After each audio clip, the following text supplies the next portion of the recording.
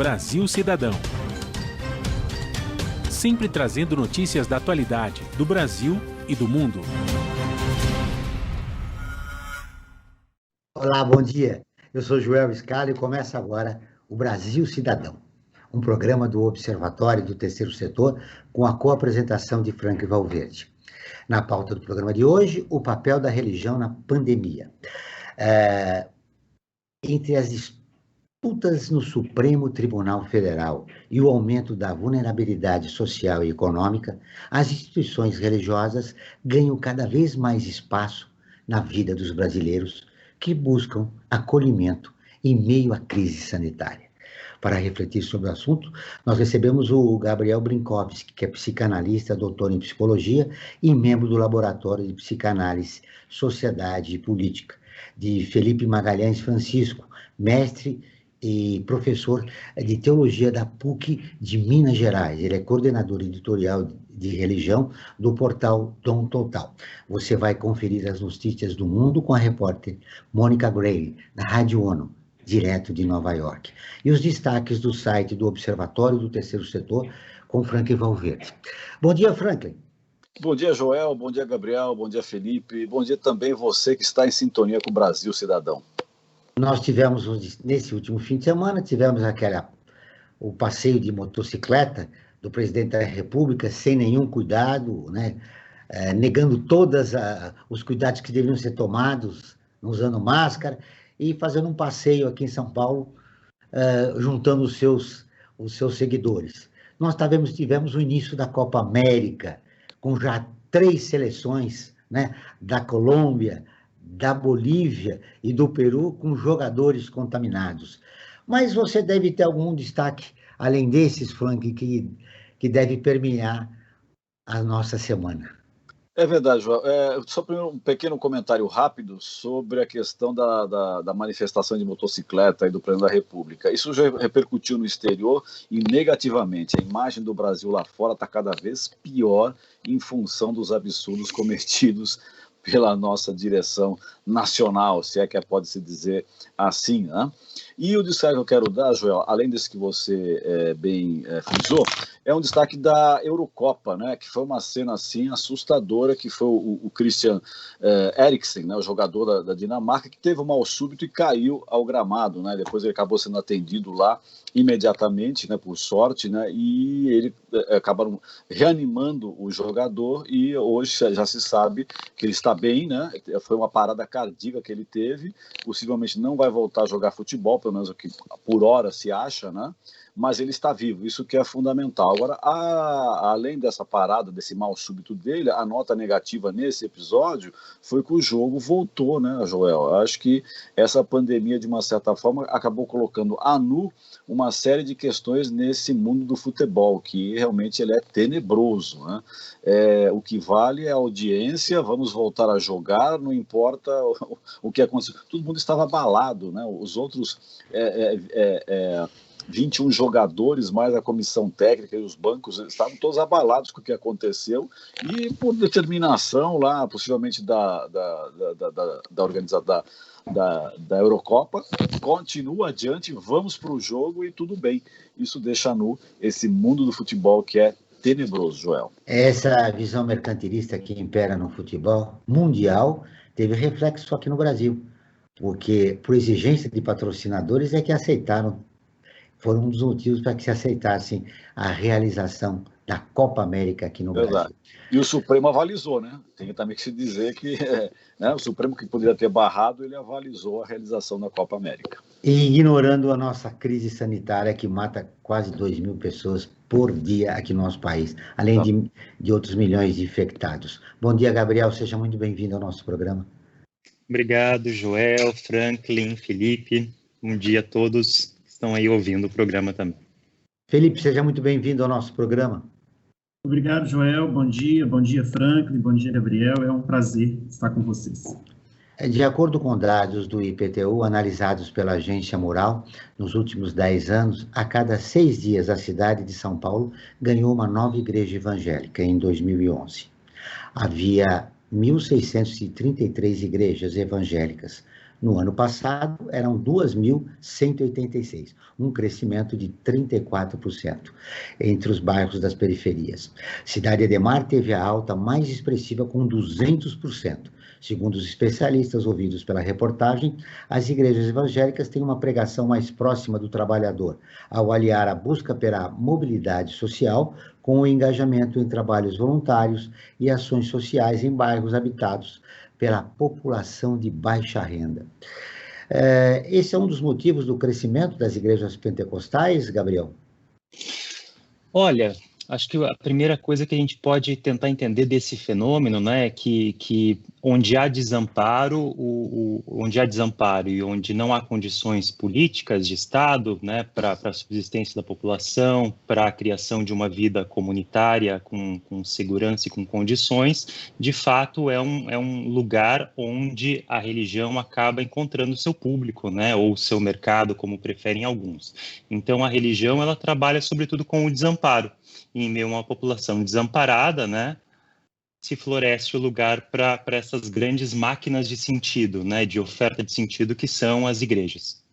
Felipe, como você explica o crescimento das igrejas pentecostais? A gente tem vivido tempos de desamparo mesmo, como diz o Gabriel, e as religiões mais tradicionais, elas não têm dado conta de responder suficientemente essas interpelações que são próprias desse nosso tempo contemporâneo, né? Que são exigências cada vez mais personalizadas e personalistas de experiência religiosa, e nem sempre essas religiões mais institucionalizadas, elas dão conta de oferecer esses serviços religiosos que muitas vezes, para falar numa linguagem da ciência da religião, muitas vezes estão mais ligados à perspectiva da magia do que de uma religião mais formalizada, né? E por magia aqui a gente entende um serviço de que, onde há um prestador, ali, um sacerdote que oferece um serviço, e o fiel é aquele que, individualmente, sem qualquer outro vínculo com o que está do lado, ele vai para buscar saciar as suas próprias necessidades, né? E as religiões neopentecostais, elas, de alguma maneira, oferecem e atendem essa necessidade cada vez mais subjetiva, né, do nosso sujeito contemporâneo.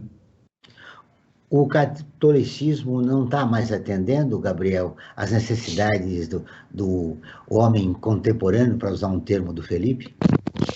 O catolicismo, ele é há alguns séculos um Estado, né, com muitos interesses, e cujo principal interesse é a continuidade da sua própria instituição, né? E de fato houve a reforma protestante já há alguns bons 5 séculos, né? E depois disso houve o surgimento de todos esses grupos neoprotestantes, como se usa em alguns países, e no final do século XX, no final do século XIX, começo do século XX, nós temos os grupos pentecostais e neopentecostais, onde de fato há um trabalho sobre a experiência individual, né, do sujeito em relação a leituras das escrituras, em relação a como ele sente, como ele pensa a própria biografia, os próprios infortúnios e o próprio, vamos dizer assim, desejo de felicidade, bem-estar, a partir do que uma religião, um grupo religioso pode lhe ofertar, né? E é impressionante o crescimento do movimento pentecostal e, mais recentemente, neopentecostal aqui no Brasil, né? Nos Estados Unidos, no Brasil, na África, em alguns lugares da Ásia também, onde as religiões tradicionais não dão mais conta tanto da socialidade, né, de regular relações sociais, de oferecer uma gramática de experiência para as pessoas, né? E aqui no Brasil a gente tem esse fenômeno tão singular, que é a entrada da religião na política, ou da política na religião, né, que dá um casamento muito tempestuoso, vamos dizer assim, para o conjunto nacional.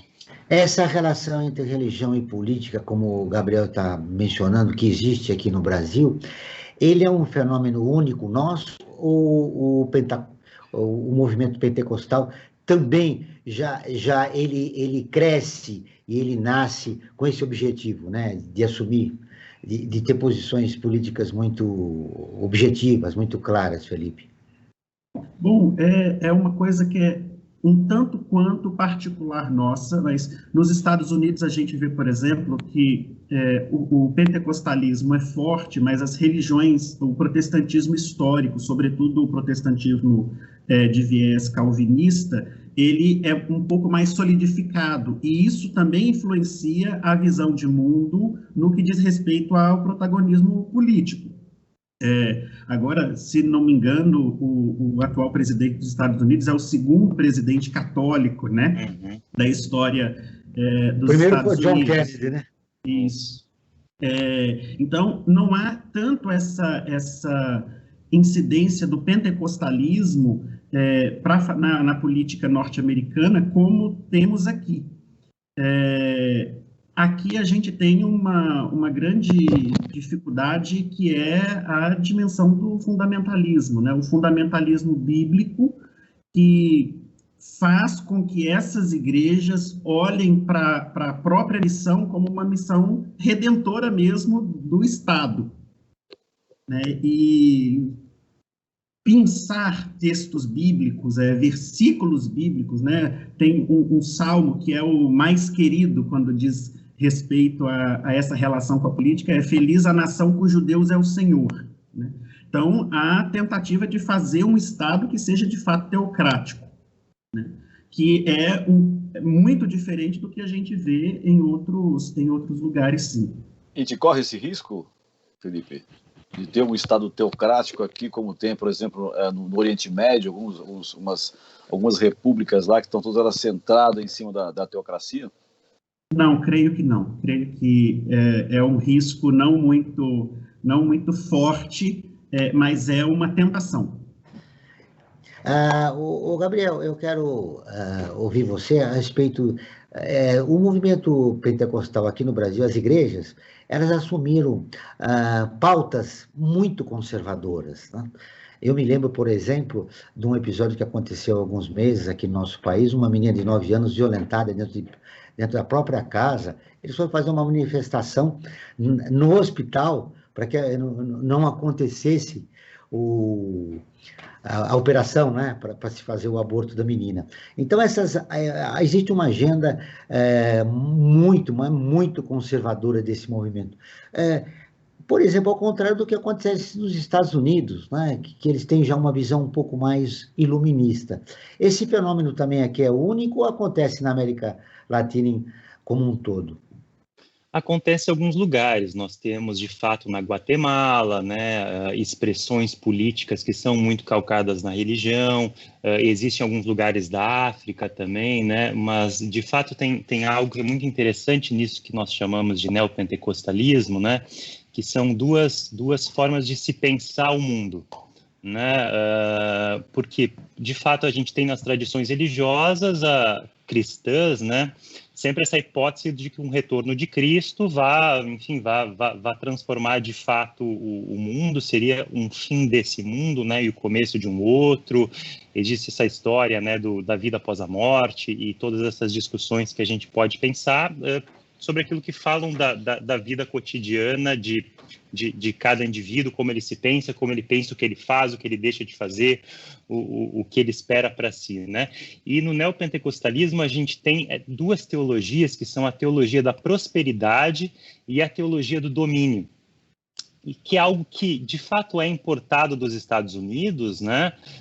Onde a teologia da prosperidade seria essa legitimação da experiência religiosa de um sujeito a partir do que ele consegue de ganhos financeiros, de bem-estar, enfim, de uma forma de validar a sua experiência e a sua prática religiosa. E a teologia do domínio já é um pouco mais complexo, porque abarca esse desejo de fazer com que esse mundo daqui esse mundo profano seja o mundo de Cristo e da segunda volta de Cristo, né? E isso faz com que grupos religiosos, né, e agentes religiosos, né, os televangelistas, como se diz nos Estados Unidos e também aqui no Brasil, eles se veem legítimos na sua empreitada de tomar instâncias da sociedade, instâncias da política, e uma forma de fazer isso é pela transformação legislativa de um país que tem como objetivo a transformação cultural, né? Não é à toa que a gente vê a indústria musical se transformando com a música gospel, que a gente tem a indústria de novelas, de filmes, né? De forma a realmente transformar a sua população nos seus valores morais, estéticos e existenciais. E Agora aí tem fundamentalismo, né? Esse fundamentalismo que envolve boa parte das igrejas pentecostais aqui no nosso país. Mas agora nós vamos ouvir a Rádio ONU, parceira de conteúdo do Observatório do Terceiro Setor, com a reportagem ONU alerta sobre dificuldades para refugiados e imigrantes com a chegada do inverno. A Mônica Grayle, de Nova York, tem as informações. A Agência da ONU para Refugiados, o Acnur, está preocupada com venezuelanos obrigados a fugir de suas casas por causa da crise no país. Segundo o Acnur, 2 milhões de venezuelanos vivem hoje abrigados em outras nações da região, incluindo o Brasil. Muitos enfrentam desemprego, falta de serviços de saúde e com a chegada do inverno no hemisfério sul, a situação tende a piorar. O alto número de casos e mortes por Covid-19 em países como Argentina, Chile, Paraguai, Uruguai, Peru e Brasil é um outro motivo de preocupação. Os refugiados venezuelanos foram incluídos na resposta à Covid, mas a pressão sobre hospitais e outras instalações de saúde tem dificultado o tratamento. Os refugiados não têm recursos para enfrentar o inverno e muitas famílias já estão reclamando da falta de alimentos. O representante do Acnur na América do Sul, Juan Carlos Murillo, agradeceu o apoio dos países e disse que é necessário mais suporte para atender os refugiados. Desde o início da crise, na Venezuela, pelo menos 5 milhões e 400 mil pessoas tiveram que deixar o país. Dados oficiais indicam que 800 mil pediram asilo a outras nações. Cerca de 2 milhões e meio foram abrigados em outros países das Américas. O número de solicitações de asilo por parte de venezuelanos subiu 8.000% desde 2014. No ano passado, o Acnur fez um apelo de 260 milhões de dólares para socorrer os venezuelanos. Da ONU News em Nova York, Mônica Grayle. Continuamos com o Brasil Cidadão, programa do Observatório do Terceiro Setor. Hoje nós estamos falando sobre o papel da religião na pandemia, com o psicanalista Gabriel Binkowski e o professor de teologia Felipe Magalhães Francisco. Frank Bauer, você é um homem fervoroso? Olha, eu acredito em Deus, não sou assim fervoroso em termos de religião, né? As religiões eu tenho um pé atrás com todas elas, mas enfim, em algo superior eu tenho alguma crença, sim.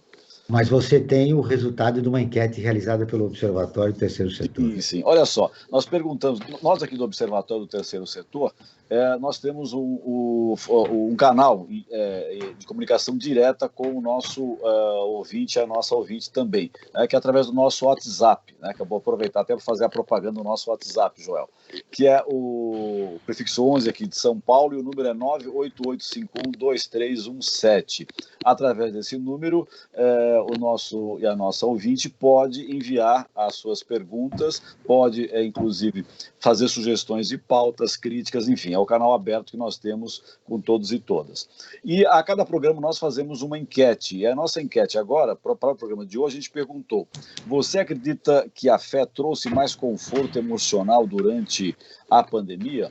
79% das pessoas que se manifestaram nessa enquete disseram que sim, e sentiram um certo conforto emocional com relação à pandemia, né? E eu até devolvo essa questão da nossa enquete para o Gabriel e o Felipe, para saber se a fé para eles realmente trouxe um certo conforto durante essa pandemia.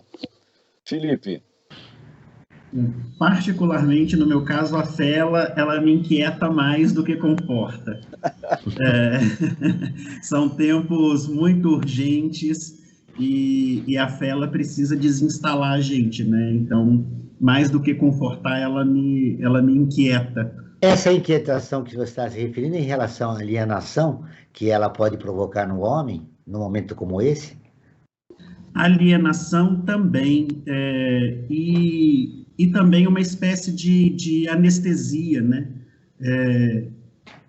Que é um risco muito grande, né? A gente se anestesiar num apego muito pessoal com aquela divindade, com a transcendência que a gente acredita, e isso nos impedir de olhar para a realidade do nosso lado, né? Ver a situação do outro ali, e até mesmo certas interpretações que são possíveis a partir disso, né? Como a gente viu no começo da pandemia, algumas pessoas dizendo, né? Não, eu sou uma pessoa de fé, eu não pego esse vírus, né? Isso é negacionismo, né? Sim. Fé, né? Mas é uma fé enviesada, né? Uma fé que está anestesiada ali tanto para não se interpelar, quanto para a realidade da fé do outro, né? Mas será que o outro não tem fé também que pegue? Né? É verdade. Gabriel, você é um homem que tem fé? Eu tenho fé em muita coisa, Joel. Posso começar falando nisso, né? Mas eu acho que essa questão da fé é uma palavra interessante para a gente pensar nos nossos processos de investimentos nas coisas, né? Na psicanálise a gente usa a expressão narcisismo, né? A gente investe a nossa imagem, a gente investe em um trabalho, a gente investe em pessoas. Isso de alguma forma é uma fé na medida em que nós investimos nos nossos objetos, né, de predileção, de forma a receber algo daquilo, a ter satisfação e combater a angústia que é a angústia fundamental do ser humano, né, desse desamparo. E aí é importante a gente entender também... Eu me falei que se você tem fé em Deus. Aí é um pouco mais complicado. Eu sou um dos coordenadores de um grupo chamado Relapse, né, que é um grupo interuniversitário de pesquisa e investigação sobre religião, laço social e psicanálise. Aí eu brinco que eu sou o único que é formalmente ateu, né, porque o ateu tem um combate um dia inteiro nele, porque ele precisa se desacreditar, né, porque, enfim, a gente quer um certo caminho privilegiado de existência que às vezes a fé em Deus pode oferecer, né? Esse deslocamento que a fé proporciona à pessoa, né, procurando um Deus, uma divindade, para tornar a vida um pouco mais, digamos, tranquila, mais saudável, até quando ele é normal, Gabriel? Até quando ele é sadio, para não tirar você da realidade, como mencionou o Felipe? Sabe que é interessante isso, né? Porque eu estava pensando, quando tu comentas isso, Joel, eu penso na expressão luto, né? E a gente tem uma discussão até quando um luto é normal, né? A gente perde alguém, a gente perde um emprego, a gente sai de um relacionamento, e até quando essa tristeza desse objeto investido é normal ou não, né? E aí a gente pode fazer uma distinção aqui entre luto e melancolia, né? O luto é, de fato, tentar absorver algo de um objeto perdido, né? De algo que se perde, um ente querido, especialmente, né? E isso tem uma duração, né? Depois disso, a gente vive num estado melancólico, que é viver sob a sombra de um objeto perdido, né? E me parece que algo muito parecido pode ser pensado em relação à fé, né? Quando a fé e o pertencimento religioso, ele acaba sendo um entrave para a experiência, um entrave para a existência, um entrave para investir objetos, investir pessoas e para viver uma vida rica, né? O Felipe, em relação ao luto e à melancolia que o Gabriel citou, primeiro, você concorda, né, com essa visão dele? E segundo, como viver um luto, digamos, próximo da normalidade num momento tão, assim, fora da caixinha como a pandemia, né? Viver o luto, e quando esse luto se transforma em melancolia, e quais as saídas, né, que nós devemos ter, que mecanismos a gente pode encontrar dentro de nós para viver esse luto, que é, segundo os psicanalistas, o Gabriel pode me corrigir, é necessário, né, para você iniciar uma nova fase. Aí eu quero te ouvir. Essa é uma questão que tem me inquietado muito, e eu tenho pensado um pouco sobre isso. De fato, diante do morrer, a gente está diante de um buraco, né, que em nós, que a gente só pode bordejar, né? A gente não vai além disso. E o morrer do outro é sempre uma reafirmação da nossa própria finitude, né? E além desse vínculo, né, desse desinvestimento que fala o Gabriel, a gente tem também esse lugar de nos colocar na situação do desamparo da nossa própria finitude. E agora a gente está vivendo um tempo complicado, porque é morte o tempo todo, né? É notícia de morte o tempo todo, e como que a gente vai digerindo isso é difícil, e sobretudo em tempos em que os ritos, as formas culturais que a gente tem para começar a lidar com esse luto estão impedidas, né, por causa de todas essas questões sanitárias. Mas eu vejo que, mais do que nunca, é hora de a gente encontrar formas criativas e muito pessoais de lidar com esse rompimento, de lidar com esse vazio, né, desse objeto que a gente investiu e que a gente perdeu, né? Então, a gente tem visto iniciativas de alguns grupos de propor algumas coisas, né, valorizar a memória e outras coisas, mas são tempos em que a gente precisa encontrar um caminho que creio que seja mais pessoal, sabe, de como lidar com essa perda de uma maneira... Ou seja, cada pessoa deve encontrar o seu caminho para reagir diante dessa coisa excepcional que está acontecendo na nossa vida nesta quarentena. É isso? Nesse momento, creio que sim. E acredito que também setores da cultura, setores da religião, também podem oferecer estratégias, oferecer caminhos criativos, mas que, de alguma maneira, isso precisa ser apropriado pelo sujeito, né? Precisa ser apropriado pelo sujeito. Uma pesquisa da Universidade Estadual do Ohio, nos Estados Unidos, apontou que o Brasil ocupa a liderança no ranking dos índices de ansiedade e depressão durante a pandemia, quando é comparado a outras 10 nações. A necessidade de um cuidado mental leva à busca pelo apoio na religião, segundo lideranças religiosas ouvidas pela Folha de São Paulo. Em entrevista à agência Moral, a Darla Barbosa, ela é líder de um grupo de jovens da Igreja Batista Canaã, na periferia de São Paulo. Ela abordou esse cenário dizendo: nós recebemos muitas mensagens de pessoas que realmente estavam surtando na pandemia. Conseguimos encaminhar, pegar contatos de psicólogos e direcionar para eles na medida do possível. Gabriel, a pandemia banalizou a morte. Ela está diante de nós e esse medo permanece em cada um de nós. Vem aí uma terceira onda, será que virá a quarta, quinta? Diante desta realidade, a religião se tornou uma ferramenta importante, e eu acho que ao longo do programa você tem afirmado isso. Mas que mecanismos nós podemos encontrar para superar esse momento?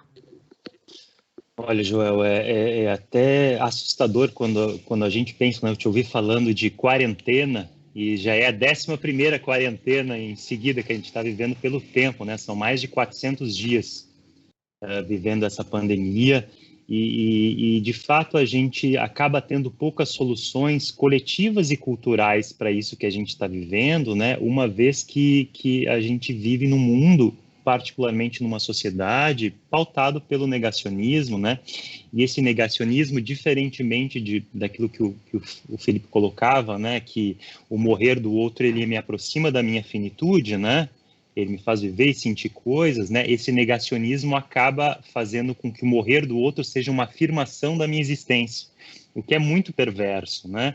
E a gente tem vivido, de fato, algo muito perverso na sociedade, que é essa impossibilidade de ter luto, impossibilidade mesmo de sentir todas essas mortes, né? Isso faz com que uma grande parcela da população viva o seu sofrimento né, através da ansiedade, através da angústia, através de todos esses mecanismos psicológicos que falam das perdas da capacidade de investir no outro, né, na sociedade, na própria vida, num futuro, né, uma vez que parece que a gente não tem futuro, não tem horizonte. Então, me parece que uma das formas de tentar pensar como continuar vivendo passa, sim, por estratégias coletivas, né, de mobilização, de amparamento e de criação de um horizonte comum para a gente, né? Deixa eu fazer um convite para você que nos acompanha.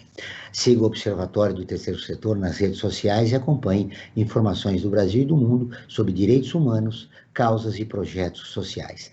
No Instagram é @Observatório Três Setor e no Facebook é facebook.com/Observatório Três Setor. Nossos programas de rádio estão disponíveis no canal do Observatório no YouTube. Lá também você vai encontrar entrevistas e quadros de como você sabia e como você conhece, que mostram aspectos ignorados da nossa história e refletem sobre a sociedade brasileira. No canal você também pode assistir às lives realizadas pelo Observatório toda quinta-feira às 17 horas. Basta buscar por Observatório Três Setor em numeral, e lá você vai acompanhar os nossos programas todas as quintas-feiras, como disse, às 17 horas. Repetindo o nosso endereço, Observatório 3 numeral Setor. Frank Valverde, nós estamos conversando aqui com um professor e um psicanalista. Um professor que dá aula de teologia na PUC de Minas Gerais, né, que é o Felipe. E o nosso psicanalista é o Gabriel Brinkovski. Entre essas duas posições, qual que mais chega a você, como jornalista e professor, para dar algum sentido à sua existência nessa pandemia? Olha, Joel, a pandemia, na verdade, se coloca próximo da finitude, né? Como foi bem dito pelo Gabriel, né? Você vê uma série de pessoas morrendo, pessoas que você conhece, amigos seus morrendo, como meus que morreram recentemente, até mais novos do que eu. Então você começa a olhar essa situação, você fala, pô, o fim está próximo, ou como uma expressão que se tem em espanhol, estão atirando uma cerca, né? Ou seja, então os tiros começam a ficar um pouco mais próximos de você, né?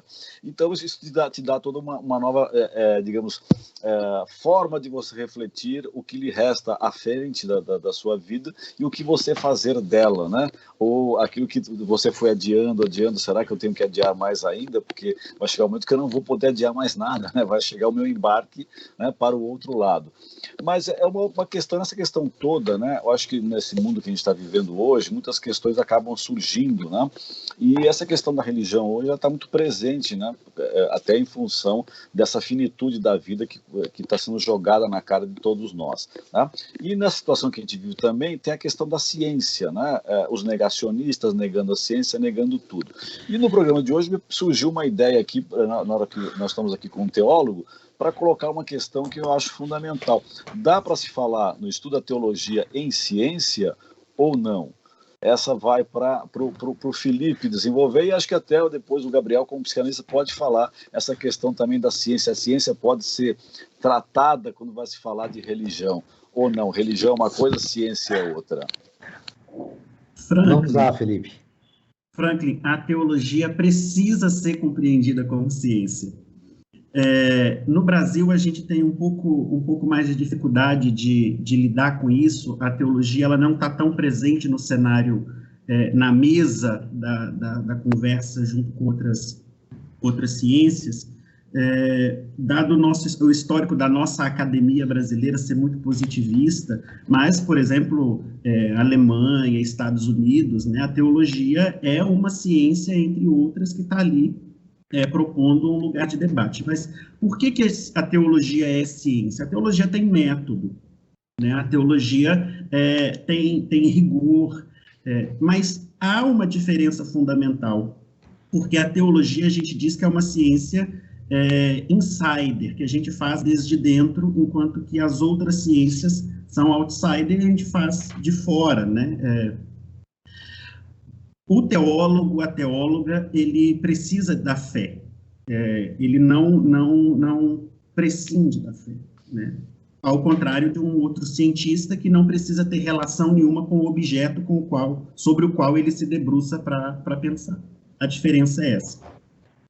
E quando eu digo que a gente precisa cada vez mais reafirmar o papel da teologia como ciência, sobretudo para nos ajudar a sair desse ambiente em que a gente vai se encontrando, sobretudo no Brasil, em que a religião ela vai tentar ocupar um espaço que está para além do que ela deveria. E se a religião cristã em geral, né, se pautasse com seriedade sobre a teologia, eu acho que o nosso caminho seria outro, né? A religião é um ente importante no debate social, mas essa participação da religião e do religioso no debate social precisa ser feito com qualidade e precisa ser feito com responsabilidade e critério, que é o que faz o papel do teólogo, garantir ou tentar garantir essa palavra que seja responsável pelo debate. O problema é que o negacionismo no nosso país comprometeu essa discussão, né? E trouxe ela num patamar muito pequeno, né, o Felipe. O Franklin, quando você falava dos tiros, né, você citava aquela frase em espanhol, né, que você precisa se livrar dos tiros. Na verdade, nós não precisamos nem de uma arma e nem de dar tiros, nós precisamos ser vacinados, né, no nosso país. Essa que é a grande vacina, né? É a grande arma, né? Agora eu quero de você os destaques do site do Observatório do Terceiro Setor desta semana. Perfeito. O Observatório do Terceiro Setor está muito sintonizado com o que acontece na sociedade. E entre as matérias que ele tem publicado, algumas ganham certo destaque. Como, por exemplo, nós temos uma que fala sobre 55 mil pessoas foram resgatadas do trabalho escravo nos últimos 25 anos. Essas são as matérias mais lidas. Outra matéria que é muito lida no site do Observatório do Terceiro Setor é outra que fala de 10 ONGs que têm causas sociais diferentes. E tem uma outra matéria que eu quero destacar, que em meio à pandemia, a fome volta à mesa dos brasileiros. Isso é trágico, Joel. Nós temos essa volta da fome, né, que o Brasil, há uns 10 anos atrás, 10, 12 anos atrás, até um pouco mais, começou uma luta contra a fome e estava vencendo essa luta. O Brasil estava deixando de ser um país que era, digamos, avassalado pela fome, e hoje em dia a fome volta com toda a força. Lamentavelmente, né? Lamentavelmente. E dentro dessa matéria, que foi escrita pela Mariana Lima, ela inicia com uma frase que eu acho que ela resume muito bem essa questão da fome. Até vou ler essa frase, e depois você vai ver quem que escreveu essa frase. A tontura da fome é pior que a do álcool. A tontura do álcool nos impede a cantar, mas a da fome nos faz tremer. Percebi que é horrível só ter ar dentro do estômago. Essa frase, que mostra muito bem o que é a fome, foi escrita pela Carolina Maria de Jesus, no seu livro Quarto de Despejo. Um livro que foi escrito em 1960, Joel. Olha só, isso há 60 anos que foi escrito esse livro da Carolina Maria de Jesus, e essa frase, digamos, olha, passado mais de meio século, continua muito atual. Infelizmente, a fome está voltando, contudo, ainda na pandemia, ainda mais ainda, né, na mesa dos brasileiros, Joel. E com o aumento da fome, nós entramos no mapa da fome, né? Exatamente. Infelizmente. E, Joel, tem uma questão que eu queria colocar para o Gabriel, para o Felipe, que eu acho importante. A gente tem falado desse momento que a gente está vivendo, e nós vemos agora que desde final de 2018 a gente voltou com essas teorias da terra plana, né? Os terraplanistas ganharam espaço, e tudo que é atrasado está voltando aí em função desse nosso governo que nós temos aí. Mas, além da terra plana, nós temos a tela plana, né? Nós temos o telaplanismo dominando o dia a dia, o cotidiano das pessoas. E como a gente está falando hoje de fé e pandemia, eu queria colocar tanto para o Gabriel como para o Felipe debaterem essa questão da fé invadindo as TVs, né? As TVs, a mídia de maneira geral. Outro dia eu contei, Joel, rapidamente, assim, no horário nobre, tinha 10 programas, nem todas as emissoras religiosas, mas 10 programas religiosos, né? A maioria deles evangélicos, minoria católicos, e nada das outras religiões. Matriz afro-brasileira, então, nem pensar. Eu gostaria que eles comentassem. Deixa eu dar um exemplo para você dessas religiões afro-brasileiras. Elas também vêm tentando se reinventar na pandemia. O Ilê, Axé, o Mulu e o Oxum, em São João do Meriti, na Baixada Fluminense, ganhou um canal no YouTube, onde divulga receitas e reflexões sobre preconceito e vem promovendo a distribuição de cestas básicas e confecção de máscaras pelas filhas de santo. Ao contrário das neopentecostais, eles estão preocupados, né, com a segurança dos brasileiros e distribuem máscaras que são distribuídas pelas filhas de santo, como eu disse. Além de turbantes para distribuir às mulheres que tiveram câncer da mama. Já no templo de Umbanda, a Aldeia da Mata, em São Paulo, os trabalhos espirituais são exibidos pela internet, mas sem incorporação. A orientação do terreiro é para que as pessoas que forem ver as lives vistam-se de brancos, usem suas guias e acendam uma vela, como uma forma de cultuar os orixás. Tá aí, Gabriel, quero te ouvir a respeito disso. O Flank perguntou, o aumento, né, da presença das neopentecostais nos meios de comunicação, né, dominando, e aí também estamos vendo as religiões afro-brasileiras tentando se reinventar na pandemia. Mas então, as religiões de matriz africana, elas sempre foram religiões de resistência, né? Apesar de que em vários momentos há um certo aumento da circulação da população de classe média, média alta, branca das cidades, né, entre certos grupos religiosos. Mas sofre ainda na nossa sociedade muito preconceito. Exatamente, mas de fato tem uma possibilidade, uma necessidade de reinvenção, né, e de resistência, como eu vinha dizendo, né, e esse fenômeno dos evangelistas na TV, no rádio, fala muito daquilo que eu tinha comentado antes, né, da teologia do domínio, que é desse domínio de todas as esferas da vida pública, né, seja da política, seja das telecomunicações, seja da educação. A gente tem visto uma ofensiva importante pelo homeschooling, né, pela escolarização doméstica de crianças, né, e é um fenômeno que começou nos Estados Unidos e que a gente abrasileira de uma determinada forma bastante viciada a partir das nossas configurações sociais, econômicas, que são muito pautadas por um certo racismo presente nas nossas relações. Até o Joel citou há pouco uma notícia sobre o trabalho análogo à escravidão, né? Então tem uma configuração da sociedade brasileira que é muito dura, e que talvez o neopentecostalismo, algumas vertentes, né, do neopentecostalismo, acaba funcionando por essas estruturas um tanto arcaicas e anacrônicas da sociedade brasileira, né, que fomentam um ataque a certos grupos da população. E aí, se esse discurso, se essas estruturas anacrônicas estão utilizando agora a religião, o negacionismo, para seguir existindo, né, é de alguma forma algo que aponta o que nós precisamos pensar na nossa sociedade, né? É verdade. Da paróquia de São Miguel Arcano, no bairro do Belenzinho, em São Paulo, o padre Júlio Lancelotti, de 72 anos, atua há 35 anos na defesa dos direitos da população de Rio.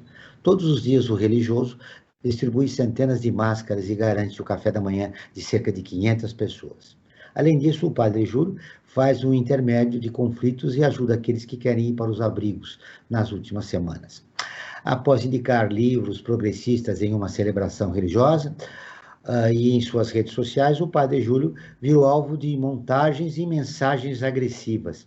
Ele relatou ter sido bombardeado pelas redes sociais, ligações no celular e recados no WhatsApp por jovens católicos que fariam parte de uma milícia. Esse fundamentalismo religioso tomou conta das redes sociais e aderiu também esse clima de ódio, né? Como é que você está vendo isso, Felipe? Quando você debruça esse olhar, o que está acontecendo? Quando a religião deixa de trazer para você uma palavra de conforto e ela também entra numa guerra, né, de narrativas, né? Como é que você está vendo isso? Né? O que está acontecendo? Que Brasil é esse? Olha, Joel, na minha opinião, esse Brasil é o Brasil que está na era da estupidez, né? É estarrecedor ver como que a gente evoluiu como sociedade, né, em muitos aspectos, né? O Franklin falava da Terra plana e que coisas, né? Eu penso, teve gente que morreu, né? No período medieval, no fim do período medieval, defendendo, né, a ciência, e agora a gente nessa situação. Agora, do ponto de vista dessas milícias, e são milícias não apenas virtuais, são milícias, no momento imediatamente anterior à pandemia, esses grupos estavam se organizando para invadir eventos religiosos mais progressistas, invadir eventos acadêmicos que tratavam de religião ou temas afins, ou aborto e diversidade sexual. Então, são grupos que estão muito bem organizados, são grupos que se caracterizam por amparo econômico, né? Tem gente com muito peso financiando essas milícias, e isso é extremamente grave, Agora, olhando do ponto de vista antropológico e também teológico, eu avalio como um contexto de desespero, né? Eu acho que essa onda ultra-reacionária que a gente está vivendo, e que ela não diz respeito só à religião, mas incide muito na religião, eu acho que ela é sinal do nosso desamparo mesmo, né? Essa tentativa de se apegar a estruturas rígidas do passado, que não deram certo no passado, mas a gente acha que deram, é uma tentativa desesperada de ter uma segurança que a nossa contemporaneidade não oferece. Será porque esses grupos religiosos não têm uma resposta para a nossa profunda desigualdade? Será que eles enxergam a desigualdade? E a pergunta que eu devolveria. Essa é uma grande pergunta que você faz. Provavelmente não, mas a pandemia explicitou aquilo que já tinha, ela piorou. Então, é impossível hoje você não perceber, não sei o que você vive num país desigual, né? Pelo aumento da fome, como é uma matéria que o Frank acabou de destacar no site do Observatório do Terceiro Setor. Mas eu quero ouvir você, Gabriel, a respeito desse assunto. Eu acho que tem algo muito importante que segue essa cadeia, né? Fome, pobreza e conexão, telas, né? A gente tem uma grande parcela da população que além de não ter o que comer, né, além de não ter como circular na cidade, além de não ter onde viver, é uma população que não consegue se conectar. E é uma população cujas crianças, cujos jovens não tiveram como seguir uma escolarização de qualquer tipo durante a pandemia, né? E esse fenômeno é importante também porque se a gente for olhar como funciona a conexão aqui no Brasil, o acesso à internet, o acesso às notícias, à televisão, a gente vai ver que grande parte da população ela tem acesso a uma TV aberta, cada vez mais dominada por grupos religiosos que compram as suas horas, né, na televisão, no rádio, né, em outros meios de comunicação. E a gente também tem uma grande parte da população que só consegue uma conexão de internet telefônica, né, muito limitada, e muitas vezes só tem acesso livre ao WhatsApp, né? E o WhatsApp a gente tem visto que ele é o grande meio, né, difusor de fake news, de correntes de ódio, e de todas essas notícias que de alguma forma são uma tentativa de manipular e de uniformizar uma parte da população, né, de pegar pelo afeto, né, o ódio em relação ao outro. E aí eu acho uma pauta importante para os próximos anos aqui no Brasil, né, de as pessoas têm que ter direito à educação, têm que ter direito à comida, têm que ter direito a uma série de coisas e direito à conexão porque a conexão de qualidade, ela permite um acesso a uma ampliação de existência, né? Só lembrando que você está falando, aproximadamente 40% da população brasileira não tem acesso à internet ainda, né? Então, a inclusão digital é fundamental nesse país para nós falarmos em democracia e atingirmos uma população que hoje está praticamente isolada. Eu tenho mais 10 minutos do programa, nossa conversa foi muito boa, mas o tempo está acabando, estamos caminhando para o final. O Frank tem ainda um recado para dar sobre o apoio três setor, e depois a gente já vai caminhar para as perguntas finais.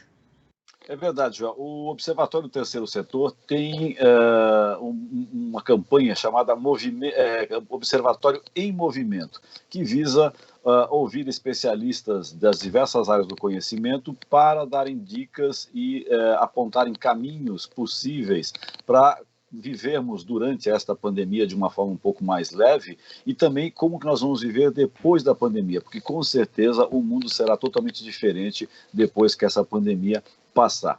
E eu quero dar um destaque final aqui, que eu acho bastante importante, que é a nova ferramenta que nós temos no Observatório do Terceiro Setor, que é Apoie o Terceiro Setor, uma plataforma online de financiamento coletivo para organizações da sociedade civil, que apresentem projetos em diversas áreas. Como é que você faz para acessar essa plataforma? É muito simples. Você vai em apoie3setor.com.br e lá está a plataforma, o 3 em numeral. Isso é bastante importante. E reforço para todos e todas nos acompanharem em nossas redes sociais, seja no Facebook, seja no Instagram, assim como no YouTube. Muito bem. A pergunta final para os nossos dois convidados, começando com você, Gabriel. Existe uma guerra de narrativas, uma polarização religiosa, o brasileiro, parte da população brasileira vive fora da realidade.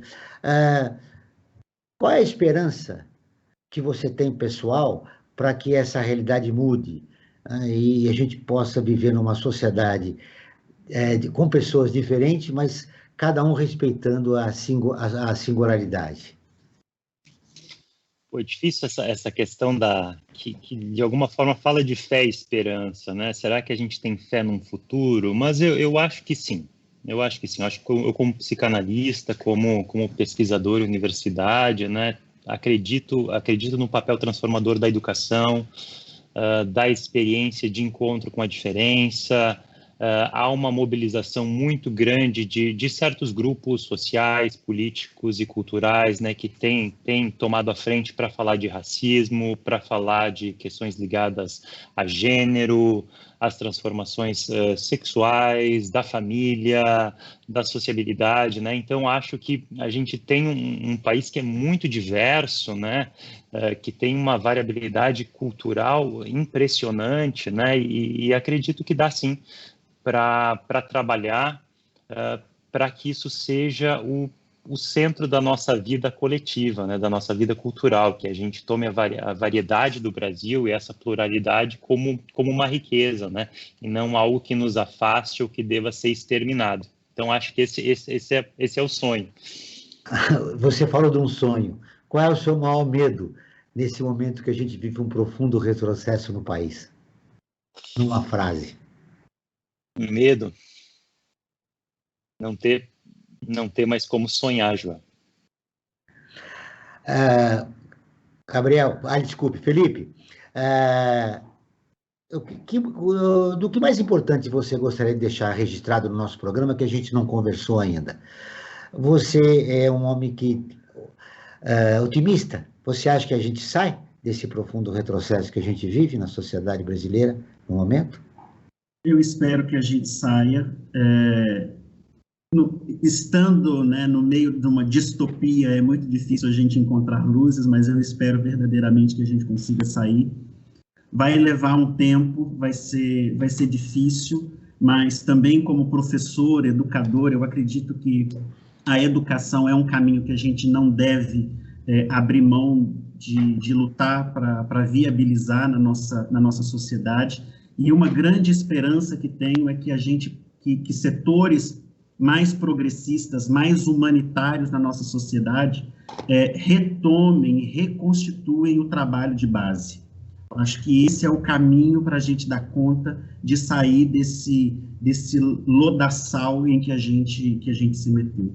O maior medo do Gabriel é não ter mais condições de sonhar. Qual é o seu maior medo? Meu maior medo é a gente estar preso num looping. No looping. O Brasil Cidadão está terminando. Eu agradeço a presença de Gabriel Blinkowski, psicanalista, doutor em psicologia e membro do Laboratório de Psicanálise, Sociedade e Política. Do Felipe Magalhães Francisco, mestre e professor de teologia da PUC de Minas Gerais. Esse programa foi produzido pela equipe do Observatório do Terceiro Setor. Um destaque final para você, Franklin, nós temos mais 30 segundos. Uma sociedade democrática, Joel, religião sim, fundamentalismo não. Ele acaba com a liberdade. O nosso programa, você deve acompanhar o nosso programa, se está convidado, na próxima quinta-feira, às 9 horas. O Observatório na Brasil Atual. Na pauta do programa, o trabalho infantil. Não perca. E ficamos por aqui, sempre na luta por uma sociedade mais justa, solidária, sustentável e tolerante. Até o próximo programa.